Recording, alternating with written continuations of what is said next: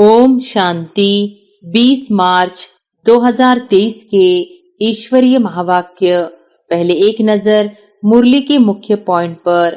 बाबा ने कहा, बाप व साजन के साथ सच्चा रहना है, क्योंकि उनकी सच्ची मत मिलती है। दूसरे सब झूठी मत देते हैं। मनुष्य को सब झूठी ही मत देते हैं। गाया हुआ है, झूठी माया झूठी काया झूठा सब संसार। बेहद का बाप है। सच्चा हो रहने से कदम कदम पर पदमपति होते रहते हैं। झूठे तो पदमपति नहीं बनेंगे। तो बाप के साथ झूठ बोलना बड़ा खराब है। सदैव सच्चा हो रहना चाहिए। मनुष्य सृष्टि रचने वाला परमात्मा है, तो वह हुआ रचता, परंतु रचना को फिर यह पता नहीं है कि हमारा रचता कौन है।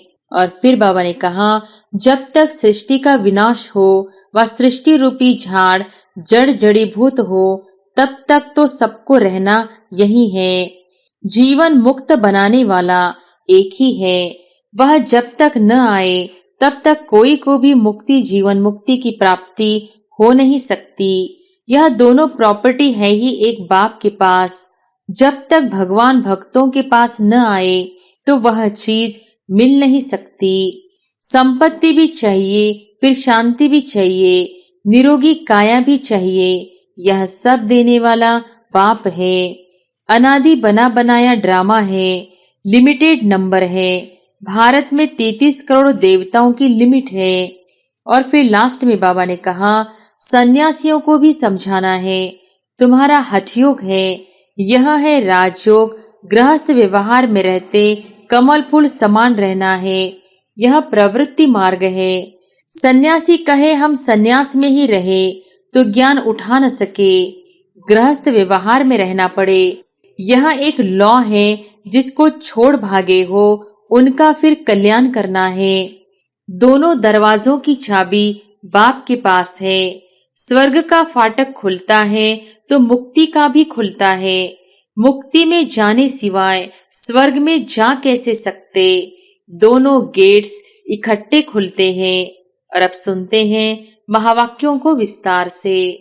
मुरली का सार। मीठे बच्चे, सच्चे बाप के साथ सच्चा होकर रहो तो कदम कदम पर पद्मों की कमाई जमा होती जाएगी। प्रश्न है, कौन सी प्राप्ति भगवान के सिवाय दूसरा कोई करा नहीं सकता है। उत्तर है, मनुष्यों को चाहना रहती है हमें शांति व सुख मिले। शांति मिलती है मुक्ति धाम में और सुख मिलता है जीवन मुक्ति में। तो मुक्ति और जीवन मुक्ति, इन दोनों चीजों की प्राप्ति भगवान के सिवाय दूसरा कोई करा न सके। तुम बच्चों को अब ऐसी भटकती हुई आत्माओं पर तरस आना चाहिए। बेचारे रास्ता ढूंढ रहे हैं, भटक रहे हैं, उन्हें रास्ता दिखाना है। गीत है, इंसाफ की डगर पर बच्चों दिखाओ चलकर। ओम शांति। यह गीत भी बच्चों के लिए है, क्योंकि सच्चाई पर सच्चे बाबा के डायरेक्शन पर बच्चे ही चलते हैं। फिर कई तो अच्छी रीति चलते हैं, कोई नहीं भी चलते हैं। जो चलेंगे वही ऊंच पद पाएंगे, नहीं चलेंगे तो वह ऊंच पद पा नहीं सकेंगे। बाप व साजन के साथ सच्चा रहना है, क्योंकि उनकी सच्ची मत मिलती है। दूसरे सब झूठी मत देते हैं। मनुष्यों को सब झूठी ही मत देते हैं। गाया हुआ है, झूठी माया झूठी काया। यहाँ तो झूठ ही झूठ है। सचखंड में झूठ होता नहीं। जिस सचखंड के लिए तुम पुरुषार्थ कर रहे हो, तो बच्चों को बाप से बहुत सच्चा बनना है। फिर भी बेहद का बाप है। सच्चा हो रहने से कदम कदम पर पदमपति होते रहते हैं। झूठे तो पदमपति नहीं बनेंगे। तो बाप के साथ झूठ बोलना बड़ा खराब है। सदैव सच्चा हो रहना चाहिए, नहीं तो सचखंड में इतना पद पा नहीं सकेंगे। अच्छा, यह तो हुई बच्चों प्रति सावधानी। अब बच्चों को किसको समझाने की तरकीब भी सीखना है कि बेसमझ को कैसे समझाए। बेसमझ क्यों कहा जाता है? क्योंकि मनुष्यों को समझ नहीं है। कहते तो हैं कि मनुष्य सृष्टि रचने वाला परमात्मा है, तो वह हुआ रचता, परंतु रचना को फिर यह पता नहीं है कि हमारा रचता कौन है। भक्ति आदि करते हैं शांति अथवा सुख के लिए। हम तुम भी ऐसे करते थे जबकि बाप नहीं मिला था। कृष्ण का भजन करते हैं, उनको याद करते हैं, उनको मनाने की साधना करते हैं, परंतु उनसे क्या मांगते हैं कुछ पता नहीं रहता। हमारा रचने वाला कौन है कुछ भी नहीं जानते।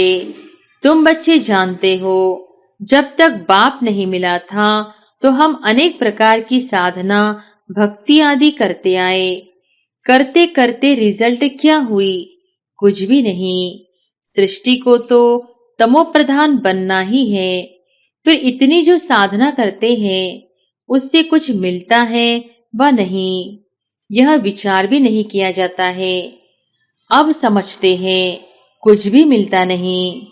हमको चाहिए क्या, यह भी कोई की बुद्धि में नहीं है। सन्यासी कहेंगे निर्वाण धाम में जाने के लिए हम साधना करते हैं, परंतु वह तो जिसको रास्ते का पता हो, होकर आया हो, तब तो रास्ता बता सके, और कोई तो रास्ता बता नहीं सकते। जो आते हैं उन्हों को पुनर्जन्म तो लेना ही है। अंत तक पुनर्जन्म तो लेते आना है। जब तक सृष्टि का विनाश हो व सृष्टि रूपी झाड़ जड़ जड़ीभूत हो, तब तक तो सबको रहना है। मनुष्य कईयों के लिए समझते हैं फलाना ज्योति ज्योत समाया, वैकुंठ वासी हुआ, वह स्वर्ग पधारा। अब वास्तव में स्वर्ग में तो पधारा कोई नहीं है। स्वर्ग कहाँ होता है? निर्वाण धाम कहाँ होता है? वहाँ क्या होता है? वहाँ जाकर फिर आना कब होता है? कुछ भी नहीं जानते। तुम सब कुछ जानते हो नंबरवार पुरुषार्थ अनुसार। कोई भी आए तो उनसे पूछना चाहिए तुम क्या चाहते हो। गुरु करते हो तो दिल में चाहना क्या है? वास्तव में उनकी चाहना को तुम ब्राह्मण ब्राह्मणियां जानते हो। चाहना क्या रखनी चाहिए, किस बात की चाहना रखनी है, यह भी कोई जानते नहीं। यहाँ कुछ अच्छा नहीं लगता है तो इनसे छुटकारा पाने की साधना करते हैं। अब जाने के लिए धाम है दो। निर्वाण धाम वह है शांति धाम, वहां आत्माओं का निवास होता है। क्या तुम उस धाम में जाना चाहते हो? तुम बच्चों को तरस पड़ना चाहिए, बेचारे भटकते रहते हैं, रास्ते को कोई जानते ही नहीं।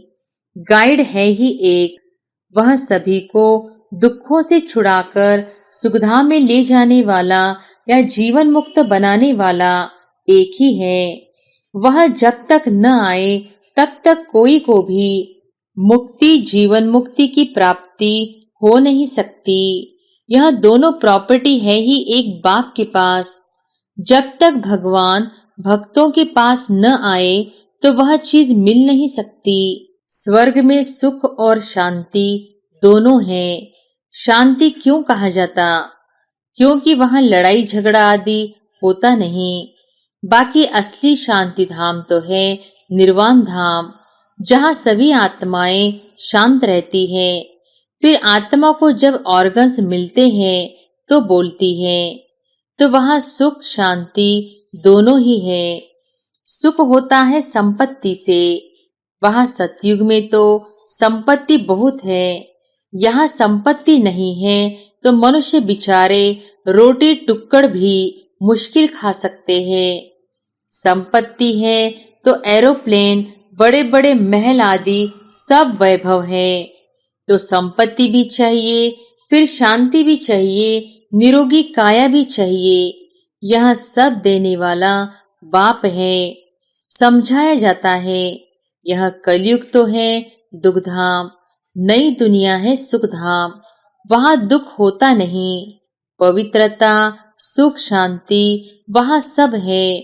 दूसरा है मुक्ति धाम, वहां कोई सदैव रह नहीं सकता। पुनर्जन्म ले फिर पाठ जरूर बजाना है। परम धाम में तब तक रहते हैं जब तक पाठ में आए। सच्चे स्वीट होम को याद करते हैं। नाटक में हमेशा नंबर्स की लिमिट होती है। फलाने ड्रामा में इतने एक्टर्स हैं। यह तो अनादि बना बनाया ड्रामा है, लिमिटेड नंबर है। भारत में 33 करोड़ देवताओं की लिमिट है। इस समय तो बहुत कन्वर्ट हो गए हैं। तो पहले पहले जब कोई आए तो उनसे पूछना है दिल में क्या आश है, क्या चाहते हो। दर्शन से तो कोई फायदा नहीं, गुरु के पास कोई आश लेकर जाते हैं। एक तो आश रहती है कुछ मिले, आशीर्वाद दे, हम फलाने में जीते। कोई कहते हैं हमको ऐसा रास्ता बताओ जो हम सदैव शांति में रहे। मन बड़ा चंचल है, बोलो शांति तो मिलेगी परम धाम में। एक है शांति धाम, दूसरा है सुख धाम, तीसरा है दुख धाम। तुम क्या चाहते हो? तो फिर हम बताए कि यह साधना अथवा पुरुषार्थ करो। साधना व पुरुषार्थ एक ही बात है। भक्त साधना करते हैं और जगह जाने लिए अथवा वापिस परमधाम जाने लिए। मोक्ष तो कोई पा न सके, यह बना बनाया ड्रामा है। सन्यासी को फिर अपने सन्यास धर्म में आना ही पड़ेगा। क्रिश्चियन धर्म फिर क्राइस्ट द्वारा जरूर स्थापन होगा। सतयुग नई दुनिया में पवित्रता, सुख, शांति सब है। उनको कहा जाता है सुखधाम, शिवालय। यहाँ है वैश्यालय। तुम क्या चाहते हो? शांति चाहते हो? वह तो शांति धाम में मिलेगी। वह भी तब तक जब तक शुभधाम वालों का अर्थात देवी देवताओं का पाठ है। फिर तो नंबरवार सबको पाठ में आना पड़ेगा। तुम भी पुरुषार्थ करेंगे तो बैकुंठ में जाएंगे। भारत बैकुंठ था, यह भीति देनी चाहिए। वर्षा बाप से ही मिलता है, वही आकर बच्चों को अपनी पहचान देते हैं। बाप ही नहीं तो बच्चों को पहचान कैसे होगी? ऐसे तो है नहीं जो समझे कि हम भगवान के बच्चे हैं। अगर ऐसा कहे तो हम पूछेंगे बताओ भगवान क्या रचते हैं? वह तो स्वर्ग रचते हैं। फिर तुम नरक में क्यों धक्का खाते हो?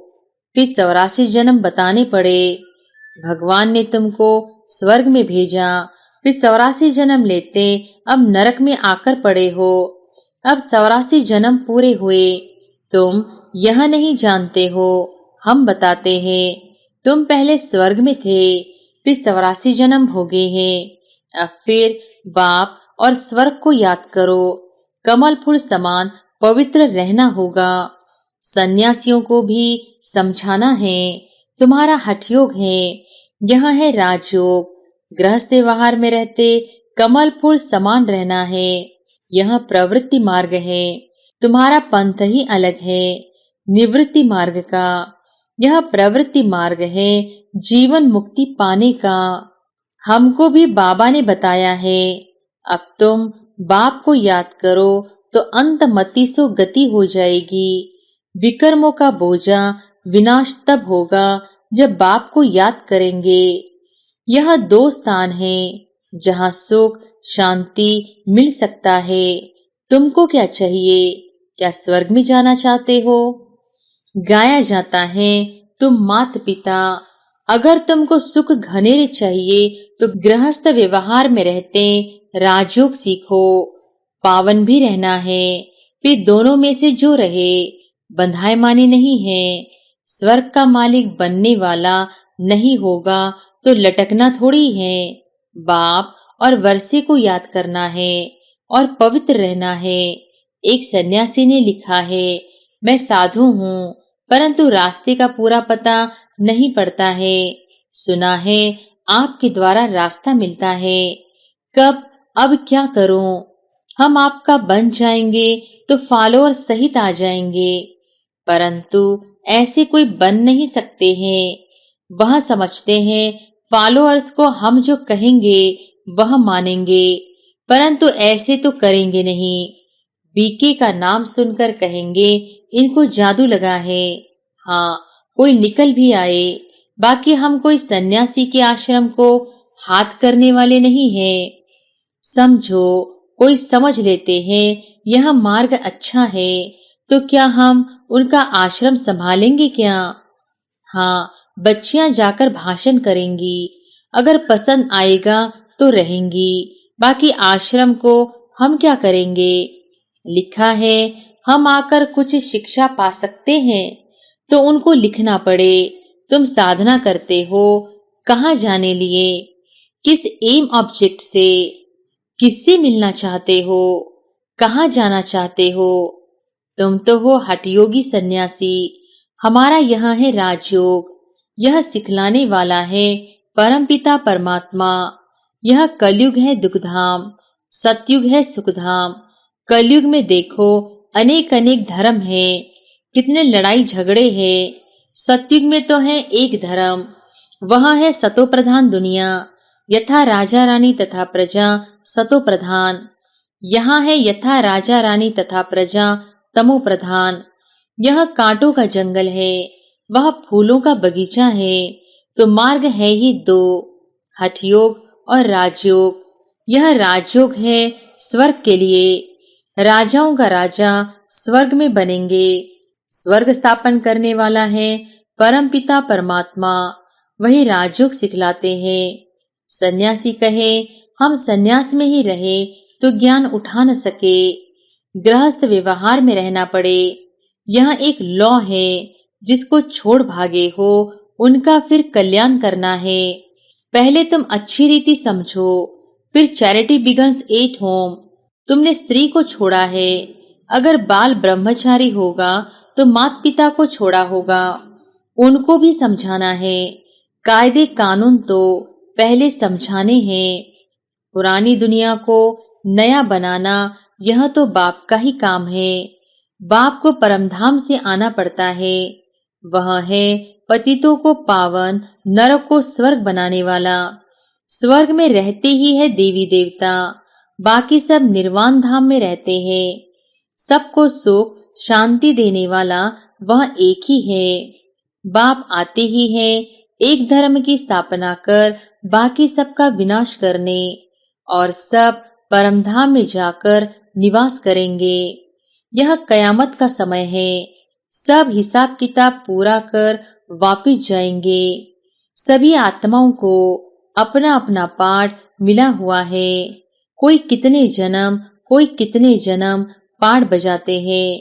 सबको तमो प्रधान बनना ही है, बाकी वापस कोई जा नहीं सकते, ना फिर मोक्ष ही होता है। बाकी हुई मुक्ति जीवन मुक्ति। हम जीवन मुक्ति के लिए पुरुषार्थ करते हैं, इसमें मुक्ति भी आ जाती है। तुम अगर मुक्ति चाहते हो तो अच्छा बाप को याद करो तो विकर्म विनाश हो और तुम बाप के पास चले जाएंगे। यह एक ही रास्ता स्वयं बाप बतलाते हैं और स्वदर्शन चक्र भी फिराते रहेंगे। पढ़ाई पढ़ते रहेंगे तो स्वर्ग में आएंगे।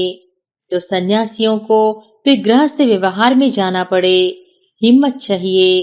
एक ज्ञानेश्वर गीता है जिसमें यह लिखा हुआ है, बोला एक बच्चा देकर सन्यास करो तो कुल की वृद्धि होगी, फिर तो कोई बाल ब्रह्मचारी हो न सके। बाल ब्रह्मचारी भीष्म पितामह का तो बहुत मान है, परंतु मनुष्य तो एक दो पर एतबार विश्वास भी नहीं करते हैं। समझते हैं गृहस्थ में रहते और विकार में न जाए यह हो नहीं सकता, लेकिन उन्हें कोई भगवान सर्वशक्तिवान की मदद थोड़ी ही है। न कोई में राजयोग सिखाए स्वर्ग की स्थापना करने की ताकत है। सबको दुखों से छुटकारा दिलाकर सुख में ले जाना, यह सिवाय परमात्मा के कोई कर नहीं सकता। दोनों दरवाजों की चाबी बाप के पास है। स्वर्ग का फाटक खुलता है तो मुक्ति का भी खुलता है। मुक्ति में जाने सिवाय स्वर्ग में जा कैसे सकते? दोनों गेट्स इकट्ठे खुलते हैं। अच्छा, मीठे मीठे सिकिलधे बच्चों प्रति माता पिता बाप दादा का याद प्यार और गुड मॉर्निंग। रूहानी बाप की रूहानी बच्चों को नमस्ते। धारणा के लिए मुख्य सार। पहली पॉइंट, मुक्ति के लिए बाप को याद कर विकर्म विनाश करने हैं और जीवन मुक्ति के लिए स्वदर्शन चक्रधारी बनना है, पढ़ाई पढ़नी है। दूसरी पॉइंट, रहमदिल बनकर भटकने वालों को घर का रास्ता बताना है। मुक्ति और जीवन मुक्ति का वर्षा हर एक को बाप से दिलाना है।